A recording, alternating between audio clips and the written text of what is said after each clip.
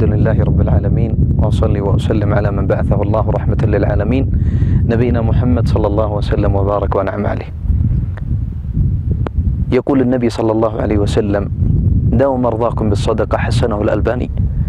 اللجنة الدائمة تقول في المجمع الفتاوى: لا حرج في الصدقة على نية شفاء المريض. قال العلامة ابن جبريل رحمه الله رحمة واسعة: قد يكون المرض عقاب على ذنب، فالصدقة تكفر هذا الذنب فيشفيها الله عز وجل. اسمع واسمعي معي هذه القصة العجيبة التي حصلت مع امرأة عجوز، وهي الآن حية ترزق في المنطقة الجنوبية، ما شاء الله لا قوة إلا بالله. هذه المرأة أصيبت بفشل في الكليتين، اللهم اشف مرضانا ومرضى المسلمين.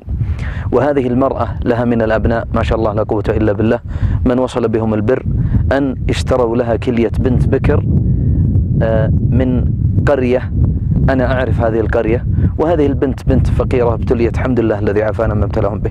فوافقت هذه البنت، فتنومت العجوز والبنت وغدا العملية، فقامت البنت طوال الليل وهي تبكي حتى أذان الفجر. استيقظت الأم العجوز على البكاء: لما تبكين يا ابنتي؟ قالت: أبكي يا خالة على الحاجة التي جعلتني أبيع شيئا من جسمي. ما شاء الله لا قوة إلا بالله. من رحمة هذه الأم وهذه العجوز فاتصلت على أحد أبنائها: تعال. فأتى هذا الأب أو هذا الابن بعد صلاة الفجر مباشرة. قالت الأم: أعطيتها المال؟ قال الابن: لا، اتفقنا بعد العملية. قالت العجوز: والله أن تعطيها الآن. يا أمي اتفقنا بعد العملية. قالت: والله أن تعطيها الآن. وانظروا لهذا الشاب البار ما شاء الله لا قوة إلا بالله، فأتى ب30,000 ريال وقال: تفضلي يا أختي.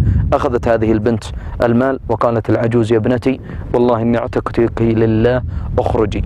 خرجت البنت ودموع الحزن وإذ بها تقلب إلى دموع الفرح، فقالت للابن: خرجنا ومعنا رب لن يخيبنا. تأملوا، والغسيل كل يومين.